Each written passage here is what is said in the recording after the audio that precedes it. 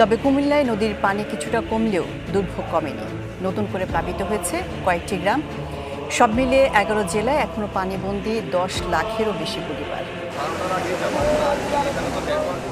উজানের ঢালে বিপদসীমা ছাড়াই গোমতীর, সেই পানি কমলেও নামছে খুবই ধীরে ধীরে। কুমিল্লায় নতুন করে প্লাবিত ব্রাহ্মণপাড়া উপজেলার বিভিন্ন ইউনিয়ন। ভেঙে পড়েছে যোগাযোগ ব্যবস্থা। 14 গ্রাম ও নাঙ্গলকোটে ত্রাণ সংকটে খেয়ে না খেয়ে দিন কাটছে বানভাসীদের। এমনি যাইতে লেছিল, আমরা ডাক্তার রাখছি, আমরা খানা দিয়া যাব, উইজা কেউ দিয়া গেছে না। যারা সাদের লোক আছে, তারপরে বিভিন্ন জায়গায় লোক পরিবার আটকে আছে, তাদের কাছে ত্রাণ যাচ্ছে না। ফেনীর যে পানি নামছে তা নতুন করে দুর্ভোগ বাড়াচ্ছে নোয়াখালীর 6 উপজেলার মানুষের।